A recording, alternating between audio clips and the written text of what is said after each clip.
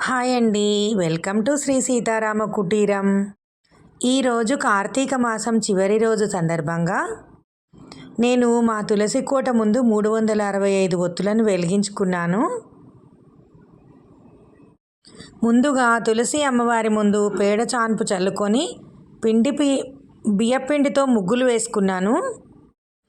మీకు చూపించిన విధంగా ఒక మట్టి ప్రమిద దాంట్లో పెట్టుకొని 365 ఒత్తులను ఆవు నెయ్యిలో తడుపుకొని ఈ విధంగా ఒక 3 ఒత్తులను పువ్వొత్తులను తీసుకొని దానిపైన ఇలా పెట్టేసి మంచిగా పసుపు కుంకుమ అక్షింతలతో పూజ చేసుకున్నానండి. కార్తీక మాసంలో ప్రారంభంలో పౌర్ణమిలోపు నేను కాశీలో వివిధ క్షేత్రాలలో ఈ విధంగా వెలిగించుకున్నాను. ద్వాదశి రోజు తులసి కళ్యాణం చేసి అప్పుడు కూడా వెలిగించుకున్నామండి. ఇది చివరి రోజు కాబట్టి మళ్ళీ ఈరోజు కూడా మేము ఇలానే 365 ఒత్తులను ఆవునేతిలో తడిపి వెలిగించుకోవడం అయ్యిందండి. ఈ విధంగా కలశ పూజ చేసుకొని యన్మూలే సర్వతీర్థాని యన్మధ్యే సర్వదేవత యదాగ్రే సర్వవేదాశ్చ తులసీత్వాం నమామ్యహం అనే ఈ మంత్రంతో తులసి అమ్మవారికి అభిషేకం చేసుకొని అమ్మవారి మీద నుంచి వచ్చిన జలాలని చేతిలో పట్టుకొని వాటితో మనకి ప్రోక్షణ చేసుకొని అమ్మవారిని పసుపు కుంకుమ గంధం అక్షింతలతో పూజ చేసి పూలతో కూడా ఈ విధంగా నేను పూజ చేసుకున్నాను.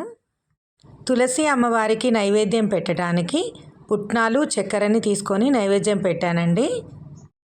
ముందుగా 365 ఒత్తులను వెలిగించుకొని తర్వాత అమ్మవారికి నైవేద్యము అవన్నీ అయిపోయిన తర్వాత ఉసిరికాయల మీద 3 పువ్వు ఒత్తులను నెయ్యిలో తడుపుకొని ఈ విధంగా వాటిని ఏర్పాటు చేసుకున్నాము.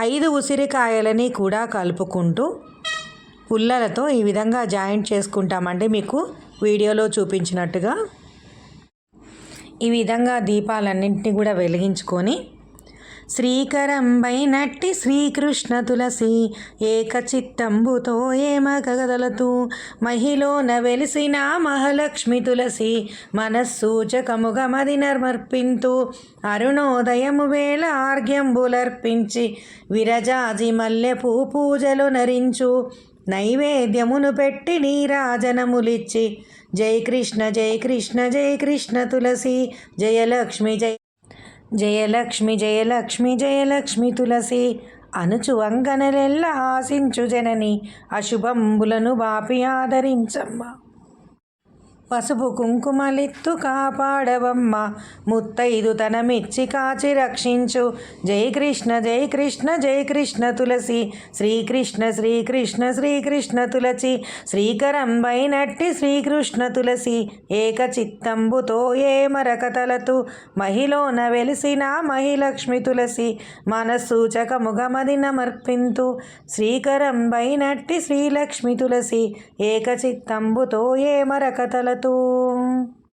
అలాగే తులసి ముందు కూర్చొని నేను రోజు చదువుకుండే చంద్రశేఖర అష్టకాన్ని మరియు దక్షిణామూర్తి స్తోత్రాన్ని చదువుకున్నానండి. ప్రతిరోజు సాయంత్రం పూట లలిత సహస్రనామాలు చదువుకుంటాను. ఇవి మాత్రం ఉదయం చదువుకుంటాను అనమాట. ఆ తర్వాత తులసి చుట్టూ చక్కగా ప్రదక్షిణలు చేసుకున్నాను. మనసుకు చాలా హాయి అనిపిస్తుందండి.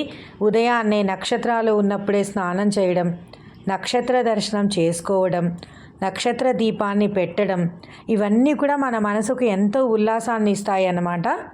ఈ విధంగా చేసుకున్న తర్వాత మా ఇంట్లో గోమాతలు ఉన్న విషయం అందరికీ తెలిసిందే కాబట్టి గోమాత పూజ కూడా చేసుకున్నానండి.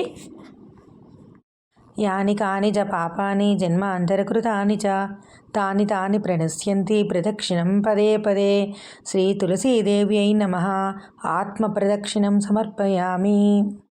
తులసి పూజని కంప్లీట్ చేసుకొని ఇప్పుడు గోమాతల దగ్గరికి వెళ్ళి గోమాతల పూజ చేసుకున్నానండి. నాకు మహాలక్ష్మి గోమాత అంటే చాలా చాలా ఇష్టం. ఎందుకంటే అసలు పూజ చేసుకోవడానికి చాలా మంచిగా అనుకూలిస్తుంది అన్నమాట. ఎవ్వరికి ఏమీ అనదు, శాంతంగా ఉంటుంది, ప్రశాంతంగా అనిపిస్తుంది అన్నమాట.